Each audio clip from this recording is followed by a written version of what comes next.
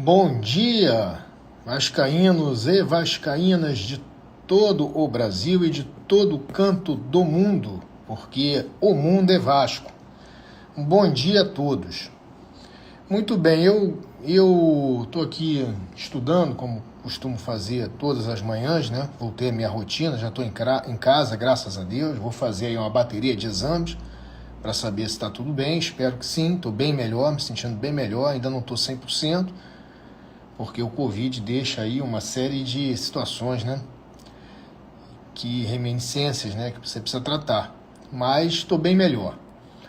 E eu resolvi dar um alô para vocês aqui. Bom dia a todos aí, né? Já boa tarde, mais meio-dia.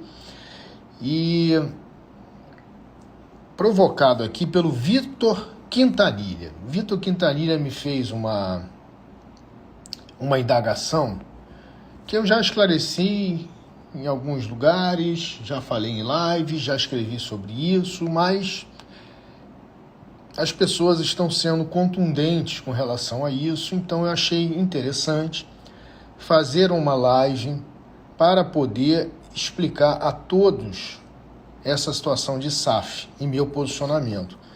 E estou vendo aqui que o Beto Calabouço está por aqui, um abraço grande para você, Beto. Alegria ter a tua participação aqui no meu ao vivo no Instagram, surpresa, né? Estamos aqui já com mais de 500 pessoas aqui. Então, provocado aqui pelo Vitor Quintanilha, no meu direct do Instagram, muito educadamente, falando que ele tem dito em vários fóruns aí, discussões, grupos de WhatsApp, qual é o meu posicionamento sobre SAF, por que mudou, se é que mudou, enfim. E ele coloca o seguinte, ele coloca um vídeo, né, que eu já inclusive esclareci, de uma entrevista que eu dei para o irmão vascaíno Mário Coelho. Também, agora, um pequeno trecho de uma entrevista que eu dei para o irmão vascaíno Dieguinho. Ambos youtubers que eu respeito bastante, que eu gosto bastante, né? Dieguinho ficou chateado comigo aí na época da eleição, por alguma coisa que eu falei. Já pedi desculpas se eu não me fiz entender da maneira como eu gostaria, e peço novamente aqui sem problema nenhum, porque eu gosto muito do Diego como torcedor do Vasco, né, entusiasmado, um comunicador inteligente, bem-humorado, engraçado. Não tenho nada contra YouTube nenhum, né? Não tenho nada contra YouTube porque não gosta de mim, porque não fala de mim. Isso aí é cada um no seu canal, faz o que entender que tem que fazer. Eu respeito a democracia. Quem respeita a democracia, respeita quem fala mal de você, quem não gosta de você, quem não fala de você também. Porque é uma democracia, a pessoa faz o que quiser dentro do canal dela. Eu respeito muito a liberdade de imprensa e a liberdade de manifestação de pensamento. Eu, pelo contrário, acho que a gente não tem que controlar o que as pessoas dizem. As pessoas são livres para pensar e concluir aquilo que elas bem entenderem, tá bem? Então, me passa aqui essas dois trechos de entrevista, no qual eu, no canal do Mário, falo que até sou favorável à SAF. A pergunta do Mário foi bem mais genérica, foi uma pergunta se eu entendia que valia a pena. Na época era um projeto de lei, nós estamos falando aí de uma dessas entrevistas aí em março do ano passado, do ano retrasado, 2020, né? Talvez até antes, enfim.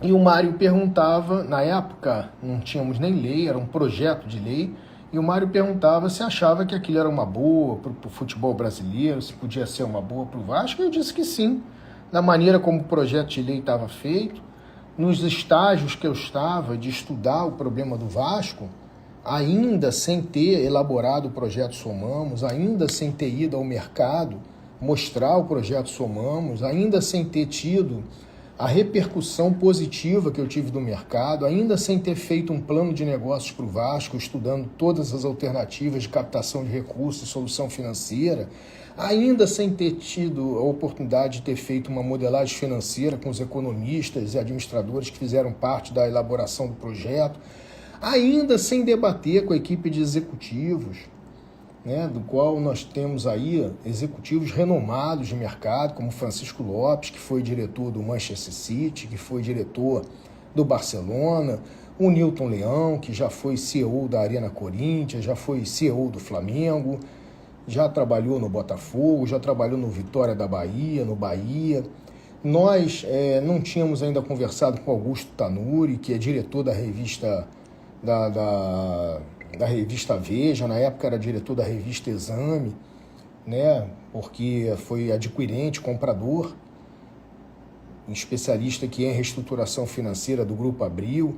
Nós não tínhamos conversado ainda com Rosenberg, que é um dos maiores economistas do país, que discutiu a dívida externa do país, que já foi assessor da Presidência da República, que é professor do ITA.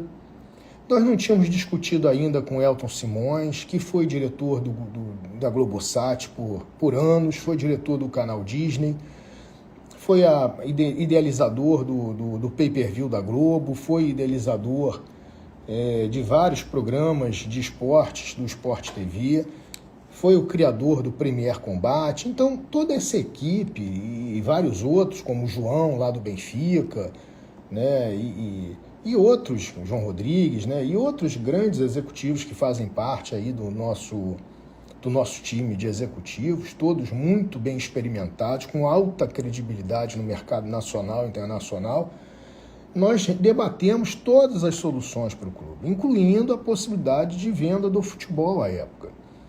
E depois disso tudo acontecer, ou seja, essas entrevistas foram dadas antes disso tudo. Depois que aconteceu a elaboração do projeto, do plano de negócios, da modelagem financeira, dos brainstorms com os executivos e principalmente da gente ter ido ao mercado com todos esses documentos e o mercado ter respondido tão bem, tendo dado ao Vasco a oportunidade de obter recursos do exterior a um custo muito barato. Só para vocês terem uma ideia, eu vejo pessoas falando que o dólar estava 3 e pouco e que agora está 5 e pouco, que a gente ia dolarizar a dívida do Vasco, que ia ser terrível. Primeiro que isso não é verdade. Quando a gente foi ao mercado para capital, o dólar estava em 5 e tal, 5,30, 5,20, não me lembro agora, mas algo assim. Né? A diferença é muito pequena se você considerar que nós íamos ter 3 anos de carência, que nós íamos ter 15 anos para pagar depois dos 3 anos de carência, que nós tínhamos a possibilidade de pagar em algumas alternativas, inclusive com um percentual pequeniníssimo do futebol, né? O total do levantamento, que era cerca de 200 milhões de euros, caso a gente quisesse levantar isso tudo, que não havia necessidade, significaria somente 20% do futebol, que é muito menos do que estão se falando aí, para se receber muito menos. Então, nós não temos uma questão assim de se fosse comigo, sim, se não fosse comigo, não tem nada a ver. Até poderia ter, porque eu sou honesto, sou íntegro, não estou indo para o Vasco para colocar dinheiro e tirar mais, não estou indo para o Vasco para tirar absolutamente nada. Então, até esse poderia ser um argumento plausível, razoável, racional, né? Diferente das pessoas que lá estão. Estou indo para o Vasco para poder ajudar o vascaíno a sorrir, para poder colaborar com o meu tempo, com o meu trabalho, com minha dignidade, com minha integridade, com a equipe que eu consegui montar, com o projeto que eu tenho, implementar e fazer com que os vascaínos voltem a ficarem felizes por disputar títulos e conquistarem títulos. Então, até poderia ser, mas não é o caso, eu compreendo. Sabe por que eu compreendo que essa diretoria está desesperada e vê na SAF a única alternativa? Porque eu mesmo cheguei há 2 anos atrás a achar que isso pudesse ser uma alternativa e não tenho problema nenhum de mudar diante daquilo que eu estudei, diante daquilo que eu trabalhei, diante daquilo que eu conversei com o mercado, diante daquilo que eu tive de resposta do mercado. Eu vi que não é a melhor alternativa para o Vasco nesse momento, por várias razões, né? O Vasco, ele está no momento onde sua administração está mal organizada, suas finanças estão desequilibradas, o Vasco esportivamente está numa situação muito ruim. O fato de estar na 2ª divisão significa que sua valuation é bem inferior a caso estivesse na 1ª divisão. Os valores que estão sendo colocados aí, o melhor que eu consegui ouvir até agora no momento é de R$1 milhão, talvez por 90%. É muito pouco, né? É o faturamento do rival no ano. O nosso projeto, a gente fatura mais do que isso em 5 anos, 6 anos. Né? Nós fizemos um projeto para 15 anos, no qual a possibilidade de parceria no futebol existe depois de 15 anos, para que alguém se apaixone pela marca Vasco, alguém que vale a pena, né? Onde possa levar um percentual bem reduzido como parceiro de evolução e crescimento da nossa instituição. Nunca pensamos em entregar o controle acionário, entregar, né, de qualquer maneira, a qualquer preço, principalmente um preço super baixo como esse que está sendo colocado, a operação do nosso futebol, porque é simplesmente entregar um ativo para o outro ganhar dinheiro, quando a gente pode, com o nosso próprio ativo, uma vez bem organizada a instituição, a gente ganhar dinheiro para nós mesmos, reduzirmos a nossa dívida, investirmos em novos projetos de marketing comercial que possam alavancar a nossa instituição, que possam acelerar nossas receitas, como o projeto que a gente tem para as Casas Vasco, como o projeto de revitalização do estádio, como os projetos de revitalização das nossas sedes, como um melhor equacionamento de uma independência financeira que não faça a gente depender de empresário, para que a gente não fique mais na mão de empresário, para que a gente possa vender os nossos valores, os nossos talentos, por quanto a gente quiser, quando a gente quiser, quando a gente entender que é melhor, isso vai dar certamente uma otimização no preço de venda. Então, gente, é muito diferente, né? Vamos pontuar aqui. Quando eu dei essas entrevistas, não havia ainda projeto Somamos, não havia ainda plano de negócios, não havia ainda modelagem financeira, eu não tinha ido ao mercado, bater mercado com esse projeto ainda para saber se ele teria uma receptividade. Eu fiquei muito bem impressionado de que o projeto teve receptividade e captou oportunidade de recurso para o Vasco. Isso foi uma coisa espetacular, né? Houve o retorno do mercado com relação a isso. Não tinha havido ainda a oportunidade de fazer o brainstorm com a equipe de executivos como a gente fez, para chegar à conclusão de que a SAF não era a única alternativa e que, com certeza absoluta, não era a melhor alternativa para o Vasco. Pelo tamanho da torcida do Vasco, pela depreciação das receitas do Vasco, que eram perfeitamente possíveis de serem aumentadas com um investimento razoável, com a operação que a gente pretendia fazer, que era uma operação de profissionais. Muita gente fala, mas você estava com fulano ou ciclano, não importa a política, porque o que a gente ia fazer no clube era uma gestão no qual quem ia fazer a gestão eram os executivos. Os políticos, eles vão estar lá independente de qual seja o formato. O fato de que a gente não vai utilizá-los na gestão não significa dizer que eles não continuarão no clube, seja no conselho de beneméritos, sejam porque são beneméritos, sejam porque são antigos no clube, e fazem parte da história do Vasco. Entendeu? A gente não tem que sair destruindo ninguém para poder fazer as coisas acontecerem. A gente precisa simplesmente colocar as coisas no seu devido lugar, com uma gestão profissional, com gente capaz, que tenha credibilidade no mercado. Todos esses executivos que a gente está trazendo, executivos que já trabalharam no Benfica, por exemplo, executivos que já trabalharam no Manchester City, no Barcelona, no Flamengo, no Atlético Paranaense, no Bahia, no Vitória, no Botafogo, têm experiência de sobra para trazer marcas para dentro do Vasco novas, para trazer novos parceiros, porque eles têm confiança do mercado. Né? Quando você fala de trazer para dentro da gestão, por exemplo, um Elton Simões, isso dá confiança em todo o meio de televisão, pela experiência que ele tem. O cara foi diretor da Globo, o cara foi diretor da Globosat, o cara foi diretor do canal Disney. Quando você fala de trazer para dentro da gestão Rosenberg, isso dá credibilidade do Vasco junto a uma Nike, por exemplo, e todas as marcas que ele levou para o Corinthians. Quando você fala de trazer um Newton Leão para o Vasco, isso dá credibilidade junto à Adidas, isso dá credibilidade junto a uma série de outras empresas importantes que já se relacionam ou se relacionaram com grupos no qual o Newton já trabalhou ou é diretor.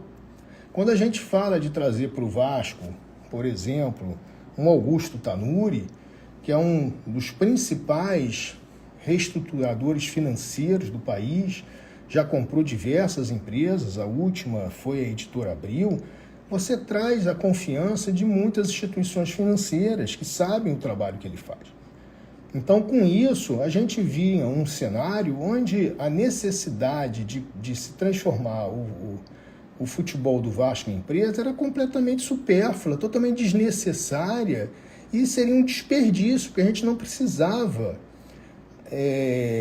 se desfazer de um ativo. E eu vejo que essa diretoria chega a essa conclusão porque ela está onde eu estava 2 anos atrás. Aonde que eu estava 2 anos atrás, quando eu dei essas opiniões que eu dei, de que poderia ser interessante e tudo mais? Onde eu estava? Eu estava num estágio de estudo dos problemas do clube, no qual eu não tinha feito ainda um projeto, eu não tinha feito um plano de negócios, eu não tinha feito uma modelagem financeira, eu não tinha ido ao mercado de verdade. Eles não estão indo ao mercado, eles estão pedindo ao KPMG para ir ao mercado por eles. Eu não vejo eles saindo por aí, batendo na porta de todo mundo como eu bati. Então, eu não tinha mostrado ao mercado o projeto, eu não tinha tido uma resposta tão favorável do mercado, muito acima do que eu podia esperar, como eu tive. Então, era um contexto completamente diferente. Não tem absolutamente nada a ver com estar ou não estar, ou mudar de opinião simplesmente porque está ou não está. Aqui a minha opinião é sempre no sentido de tentar fazer o melhor para o Vasco se recuperar. Eu tenho um compromisso com os vascaínos, que é fazer o Vasco ser campeão da porra toda. E para isso, hoje, eu vejo claramente que uma SAF não é a melhor alternativa. Ainda que possa ser uma alternativa, não é a melhor para o Vasco. Porque a gente não sabe quem vai comprar, como vai comprar, por quanto vai comprar, se parte dos recursos, ou a maior parte dos recursos, vai entrar com a própria operação do futebol, que mostra que é totalmente desnecessário fazer isso. Se vai entrar alguém que a gente não possa confiar, alguém que já esteja em volta do clube há muitos anos, pessoas que inclusive estão como dirigentes do clube, que têm dívidas do clube, a gente não sabe. Se o rival vai fazer parte disso agora ou no futuro, se isso é um movimento estratégico de pessoas que não gostam do Vasco, empresas de televisão que não gostam do Vasco, ou rivais que não gostam do Vasco, se isso é um movimento que pode ser ruim para a gente do ponto de vista estratégico nesse momento, com valores muito abaixo do que realmente pode valer o futebol do Vasco, se bem organizado, do que pode valer a marca Vasco, porque quando você vende futebol, você não vende só o futebol, você vende bilheteria, você vende hospitalidade, você vende todo o patrocínio, toda a possibilidade que você tem de licenciamento de uso de marca, você vende o programa de sócio-torcedor, tudo isso vai embora. O que sobra para a instituição? Muito pouco, do ponto de vista de possibilidade de arrecadação. E com isso a gente vai estar provavelmente matando as nossas sedes sociais, porque você não vai ter mais recursos subsidiados pelo futebol para isso, porque vai visar única e exclusivamente o lucro do empresário que entrar, vai ficar difícil arrecadar para essas atividades, para as atividades olímpicas, paralímpicas. Então a gente tem uma preocupação muito grande com a sobrevivência dos valores do Vasco, que sempre foram fundados no associativismo, no coletivismo, nas entregas sociais. É isso que distingue o Vasco dos outros clubes. A gente vendeu o nosso futebol por tão pouco para que a gente possa ser igual a qualquer outro clube médio, não fará mais a gente ser quem a gente se orgulha de ser, que é um clube com distinções, com caracteres que distinguem o clube de outros clubes. Então, gente, vejam bem, naquele contexto lá, eu não tinha ainda feito 90% do que fiz. Em primeiro lugar. Em segundo lugar, a lei, naquela época, a lei não existia ainda, era só um projeto de lei. E por incrível que pareça, o projeto de lei era melhor do que o projeto, do que a lei. E eu explico por quê. Quando a lei veio, o presidente Bolsonaro, ele decidiu vetar um artigo, um dispositivo da lei muito importante, que era um dispositivo que garantia a você, a qualquer pessoa, saber, principalmente ao clube que estava vendendo seu futebol, saber quem é o investidor indireto. Por exemplo, se entrar hoje um investidor no Vasco, a gente vai saber quem é o CNPJ que está ali junto com o Vasco formando a SAF. Mas a gente não vai saber nunca quem são as pessoas que estão atrás daquele CNPJ. Porque o presidente Bolsonaro vetou a possibilidade de disclosure, ou seja, de exibição de quem são os sócios do parceiro que está formando a SAF com o Vasco. Isso foi vetado pelo presidente Bolsonaro, isso não está na lei. Então, por exemplo, se as pessoas que estiverem comprando lá forem rivais do Vasco, forem pessoas estrategicamente ligadas a rivais ou outros interesses que sejam de não fazer o Vasco estar no topo, a gente nunca vai saber. Então a lei veio pior do que o projeto de lei, na época que eu falei sobre isso. Em segundo lugar, eu não tinha estudado tanto como eu estudei de março de 2020 até hoje. Hoje eu vejo que existem muitas outras alternativas de captação de recursos de uma maneira muito mais clara que eu via quando eu conversei com o Mário e com o Dieguinho sobre o assunto naquela época, que era uma conversa muito mais genérica, não era uma conversa sobre Vasco propriamente dita ali, sobre transformação do Vasco, muito menos. Eu jamais cogitei de entrega de controle acionário. E jamais cogitei uma valuation tão baixa como essa que estão se falando, até porque o Vasco, inclusive, estava na primeira divisão naquela época, não estava na segunda divisão, o que faz a valuation ser muito menor e que faz a gente fazer a pergunta, que é muito clara, de que se o Vasco precisa virar SAF para subir para a primeira divisão, porque se não precisa, é melhor aguardar, porque a valuation, se essa fosse a única solução, que a valuation será muito maior. Ou seja, esta pressa, esta necessidade é pessoal, ela não é institucional, ela não é pelo Vasco, ela é pelo mandato, pela gestão, que é uma porcaria, que não consegue captar recursos, que não consegue gerar credibilidade junto aos próprios grupos que apoiam essa gestão, que estão decepcionados com a liderança que tem, né? Porque o cara se acha, né? Eu tenho certeza que os 6 grupos lá, acho, que compõem a Mais Vasco, a maioria dos grupos e das pessoas, dos sócios do Vasco que apoiavam, hoje estão arrependidas, porque veem que a sua liderança está muito aquém daquilo que se podia esperar. A sua liderança, ela não atinge a capacidade que esses grupos têm de entregar alguma coisa positiva para o clube. Então isso é um ato de desespero, talvez até um ato pessoal de se pagar, talvez um ato até estratégico malicioso, que eu não quero entrar nesse item, né, nessa possibilidade, mas o fato é que não é o melhor para o Vasco, ponto. E me cabe, como agente político, como líder de tantas milhões de pessoas que confiam em mim, confiam naquilo que eu estou dizendo, alertar de que isso não é o melhor para o Vasco. É a única coisa que eu posso fazer, uma vez que sequer no conselho eu estou.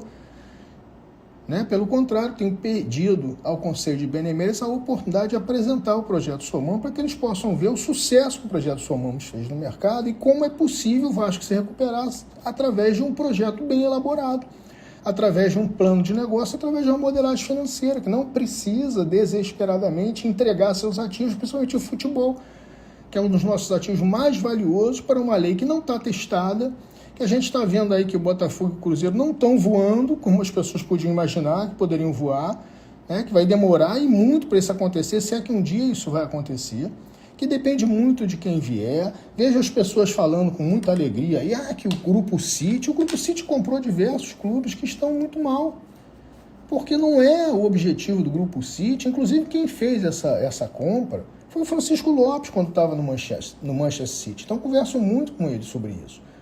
Né? Esses clubes todos comprados pelo Manchester City, 90% estão disputando segunda divisão, o risco de rebaixamento, ou não estão em posições boas. O dinheiro que foi entregue não foi alto, não foi para resolver o problema para sempre. Então a gente tem que pensar muito sobre isso. E eu compreendo, de certa forma, o desespero do gestor que lá está, que é muito ruim, diga-se passagem, muito ruim mesmo, muito incompetente, muito fraco, muita história e pouca ação, muito pouco tesão. Isso não é uma questão só da minha percepção, acho que isso hoje é a percepção de todos, que o Vasco não tem um dirigente à altura das suas tradições, à altura dos desafios que se impõem de serem enfrentados, que não tem nem tesão, sangue nos olhos, vontade realmente e competência para enfrentar tantos obstáculos que o Vasco precisa enfrentar para voltar a ser o Vasco que nós queremos. Então, esse é um ato de desespero que eu entendo. Por que eu entendo? Porque eu já estive nessa situação 2 anos atrás. Por que que eles concluem que essa é a única solução? Por uma razão simples, porque eles estão exatamente como eu estava quando eu dei essas entrevistas para o Mário, para o Dieguinho. Quando eu fiz os meus posts falando sobre alternativa de solução financeira, eles estão na mesma situação que eu estava. Qual é a situação que eu estava 2 anos atrás? Eu não tinha um projeto, eles não têm um projeto, não fizeram um projeto. Eu não tinha um plano de negócio, eles não fizeram plano de negócio. Eu não tinha modelagem financeira, eu não tinha ido ao mercado com esses documentos, coisa que eles não têm, logo eles não foram, e eu não tinha tido resposta do mercado, eu não tinha uma equipe de 12 executivos para fazer brainstorm sobre tudo aquilo que estava sendo construído.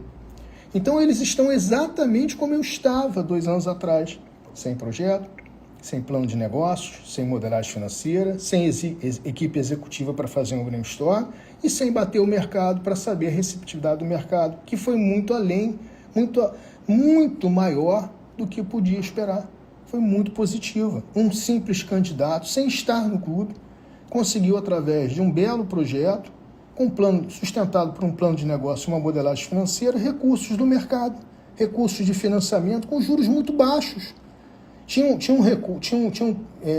possibilidade de financiamento que a gente conseguiu, por exemplo, com relação a um fundo que vocês podem pesquisar aí, que é um fundo super conhecido, que é Ethos Assets Management, cujo, além da carência de 3 anos, ou seja, 3 anos sem precisar pagar absolutamente nada de juros, a gente só começava a pagar no 4º ano a 0,5% ao ano. Ah, mas é arriscado dolarizar a dívida, mas em primeiro lugar a gente não ia dolarizar a dívida, a gente com o dólar que a gente ia pegar, a gente ia pagar a dívida.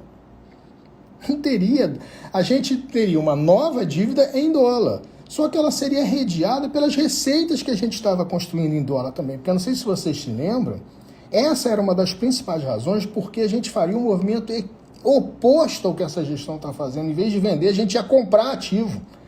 A gente queria comprar um clube em Portugal, coisa que agora o Flamengo está copiando, coisa que agora o Atlético Mineiro está copiando. A gente queria comprar um clube, não vender. Por que a gente queria comprar? Porque isso era uma maneira de ter receitas em dólar, e isso é um hedge. Por que a gente ia botar uma filial nossa, uma agência de negócios nossa, que ia ser inclusive na First Access em Londres, se vocês virem com o projeto, isso está contemplado lá, porque seria uma forma de captar patrocínios em dólar. Ou seja, a gente não estava só criando uma despesa em dólar, a gente estava também buscando receitas em dólar, mas para redear e minimizar o risco do empréstimo ser em moeda estrangeira. Porém, ainda que a gente pudesse considerar esse risco, que ele não houvesse hedge nenhum, quando você fala de uma modelagem construída em cima do pagamento de juros a partir do 4º ano a 0,5% ao ano, isso é muito menos. Qualquer conta matemática que você fizer, você vai ver que o Vasco tem hoje empréstimos de 12% ao ano. E às vezes somado com o IGPM, que vocês sabem que já bateu 25% ao ano, ou seja, quase 40% ao ano. E quando você soma, e no caso desses acordos, né, quando a gente estiver falando não de empréstimos, mas de acordos que o Vasco deve, judiciais, por exemplo, incide ainda honorários, multa por descumprimento, que podem levar a um serviço da dívida de mais de 50%. E a gente está falando de 0,5%, na pior das hipóteses, falando de 6,75%. Se você comparar com o que o Vasco paga hoje, em termos de multa, em termos de multa por inadimplemento, juro, correção monetária, isso é muito, muito menor. Qualquer conta matemática simples que você faz, você vê que isso, na verdade, ia resolver o problema do serviço da dívida e dar fluxo de caixa positivo para o Vasco, é o que o Vasco precisa hoje. Coisa que não tem, exatamente porque fica fazendo acordo e não cumpre, faz acordo e não cumpre. Cada vez que o Vasco não cumpre um acordo que fez, e aí vem a imprensa festejar que fez acordo, mas vai cumprir. Ao não cumprir, aí incide multa, incide uma série de elementos que tornam o Vasco inviável, por conta de uma operação que é amadora, por conta de uma operação que não consegue captar recursos no mercado, porque não tem criatividade para poder construir um projeto de repaginar a marca Vasco no mercado como nós fizemos. E é isso que o Vasco precisa. O Vasco hoje, se ele entregar o seu ativo futebol, quem comprar e tiver o mínimo de inteligência vai aumentar o nosso faturamento em cerca de 5 a 6 vezes em poucos anos. Coisa que o Vasco pode fazer. E utilizar isso para seu próprio benefício e não para o benefício de terceiro. Então, pessoal, espero que tenha ficado claro. Agradeço ao Victor Quintanilha, que fez essa indagação e que acabou me motivando a vir aqui a público, para que possa, para que vocês possam ter uma resposta para entenderem exatamente, né, que aquilo ali foi um outro contexto. A lei piorou muito, né? A lei hoje, ela não é como na época que o projeto de lei dizia que você saberia quem está entrando. Hoje você não vai saber quem está entrando. Naquela época eu não tinha ainda o projeto elaborado, o projeto só foi feito em setembro de 2020. Nós não tínhamos ainda discutido com o mercado os efeitos do projeto, nós não tínhamos feito ainda plano de negócio, não tínhamos feito modelagem financeira, e nós não tínhamos, principalmente, que é o mais importante, a resposta do mercado. Você pode ter um monte de trabalho, monografia, slide, você pode ter tudo do bom, do melhor, da melhor qualidade, mas se o mercado não responde, não se interessa, significa que todo o teu trabalho foi um lixo. Agora, quando você faz um trabalho que chama a atenção do mercado, que o mercado chega junto, que o mercado te diz que tem os recursos para você poder implementar aquele projeto, que o mercado confia que aquele projeto vai gerar capacidade de pagamento como ele confiou, aí é outra história, meu amigo. O projeto está testado. Quando eu falo com muita convicção de que o Vasco vai dar certo através da implementação do projeto Somamos, não é por uma arrogância, prepotência minha, por absolutamente nada pessoal. É simplesmente pelo fato de que foi entregue ao mercado e o mercado respondeu favoravelmente.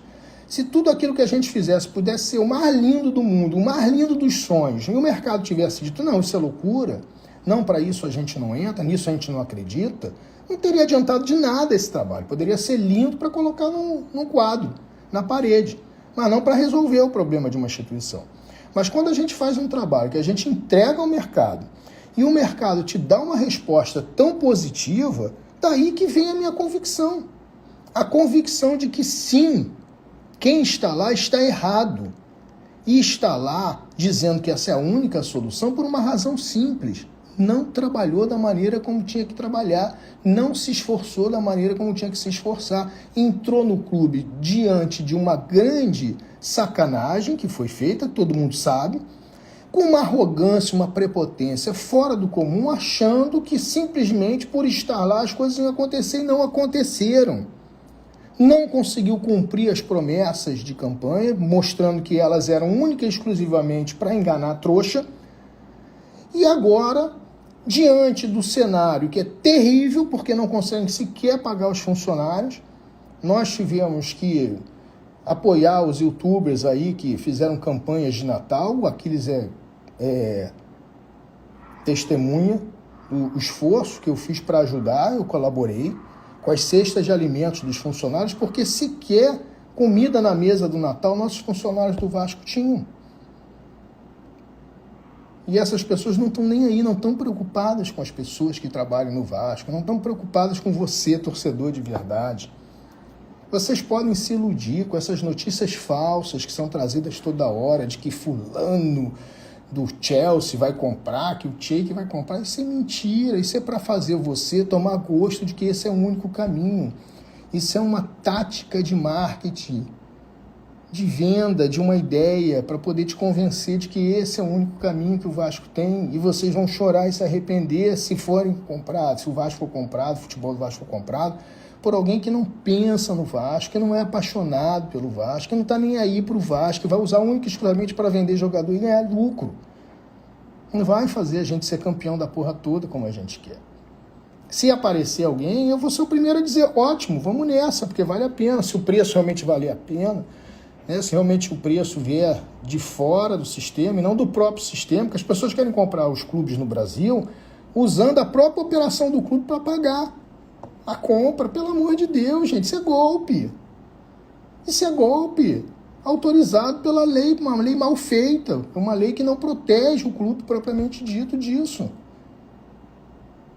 Então me cabe alertar, porque a lei piorou da época que eu dei aquela entrevista, porque eu não tinha esses elementos, não tinha essa resposta do mercado. É simples assim. Como é que pode ter alguém a essa altura do campeonato que pode achar que eu quero uma coisa se for para mim, se não for, eu não quero nada do clube. Em hipótese nenhuma. A única coisa que eu quero é entregar, é fazer o Vasco ser campeão da porra toda, que é perfeitamente possível. Aí o Palmeiras disputando o título mundial, tá aí o rival toda hora nas finais, com vários títulos nos últimos 5 anos, tá aí o Atlético Mineiro, que tem uma dívida maior do que a nossa, disputando tudo, com grandes craques. Por que nós não podemos? Por que nós vamos desistir de nós mesmos? Porque esses políticos tem tudo que é lugar, gente. A gente vai desistir do Brasil porque o Brasil tem políticos? A gente vai desistir do nosso estado aqui no Rio de Janeiro porque tem política? A gente vai desistir da nossa cidade? Você vai desistir da sua cidade, do seu país? Mas esse negócio de associação civil não dá certo. Dá certo sim, a FIFA é uma associação civil e é trilhardária. Gera recursos para diversas associações no mundo todo, promove futebol, tem a competição mais valiosa do mundo. A UEFA é a associação civil sem finalidade lucrativa. A CBF é a associação civil sem finalidade lucrativa. Então tem um... Tá bom, filho, deixa eu tô ao vivo. Daqui a pouco a gente fala. Não, espera. Tô morrendo de fome. Posso? Não, estou ao vivo, respeite. Então, é brincadeira essas crianças, né? É muita falta de educação, enfim. Mas tudo bem, faz parte. Dentro de casa a gente tem que também consertar. Então, gente, tem, como eu estava falando, diversas associações civis sem finalidade lucrativa que são extremamente bem-sucedidas, como a FIFA, como a UEFA, como a CBF, como o rival atualmente está bem-sucedido, e a dívida dele é muito parecida com a nossa, não é tão menor do que a nossa não, tá? O Atlético está aí disputando, foi campeão da Copa do Brasil, foi campeão brasileiro com uma dívida maior que a nossa. O problema não é dívida, o problema é gestão. Dívida, qualquer grande instituição, qualquer grande empresa tem. O que falta no Vasco não é uma mágica para acabar com a dívida necessariamente, é dar qualidade ao endividamento, torná-lo possível de ser pago num fluxo que te dê caixa positivo. As grandes empresas do mundo administram suas dívidas com qualidade, só que a gente tem que dever para o banco, a gente não tem que dever para as pessoas que trabalharam no clube anos atrás e não receberam ainda. A gente tem que dever para prestador de serviço, a gente não tem que dever para o Estado, a gente tem que dever para o banco, como qualquer empresa do mundo. Nós não precisamos virar empresa para isso. Nós precisamos ter uma gestão eficiente, com qualidade, com gente competente, capaz de tocar o Vasco. Não vão ser os políticos que vão tocar o Vasco comigo, eles estão todos sabendo disso. Todos os conselheiros que assinaram a minha chapa assinaram um compromisso que a gente vai implementar o projeto Somamos.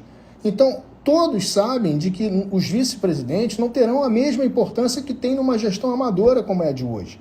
Que quem vai tocar o Vasco são os executivos, cada um com suas partes, que os vice-presidentes estão lá para ajudar os executivos a entenderem a parte da paixão, a parte das histórias, da história do clube, das glórias, para não botar os troféus dentro de uma Kombi, né? Para não degradar os nossos valores, para não confundir os nossos valores, é por isso. Mas quem vai tocar são os profissionais. Então eu espero que esse esclarecimento seja definitivo com relação a essa questão. Definitivo. Eu acho engraçado que as pessoas cobrem que eu me posicionei de uma maneira teórica sobre um assunto e não do ponto de vista prático, operacional, em termos de proposta de gestão, até porque eu não fiz essa proposta quando eu apresentei o meu projeto para todos, coisa que ninguém fez. Está aí na internet, quem quiser consultar, está lá www.projetosomamos.com.br. A minha proposta de organização do Vasco nunca foi fazer uma SAF, é isso que importa. Se eu pensei nisso numa época, se eu não pensei, não importa, a gente vive pensando, parece que o ser humano está evoluindo. O ser humano pensa, cogito ergo sum. Pode ser até que a gente entenda que daqui a 15 anos, uma vez implementado o projeto Somamos, ou até um pouco antes, a gente possa pensar em ter um parceiro, sim, Eu penso sim, eu sonho em ter como parceiro do Vasco o Emir do Catar. Esse é meu sonho.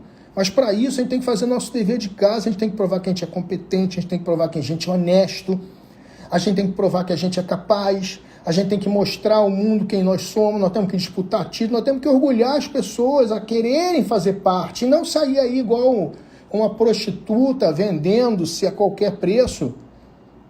Nós temos que fazer as pessoas se apaixonarem por nós, por quem nós somos, por nossas histórias, por nossas glórias, por nossas riquezas intangíveis.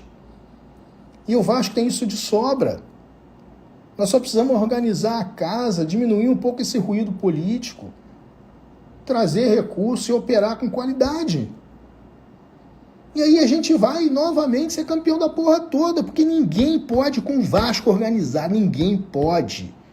Ninguém pode. O Vasco é o clube mais poderoso do Brasil, sim. Basta se organizar com competência e honestidade. Infelizmente, as pessoas usam do Vasco, vão para o Vasco e pensam no seu mundinho, não pensam no mundo do Vasco. Eu diria que o Salgados é um sapo no poço. E um sapo no poço não enxerga o oceano. Bom dia para vocês todos, vascaínos. Eu estou bem, estou na luta, sei o que é o melhor para o Vasco e sei como fazer o Vasco ser campeão da porra toda. Cabe a vocês estarem juntos ou não. A escolha é de vocês. Um abraço a todos e um ótimo dia.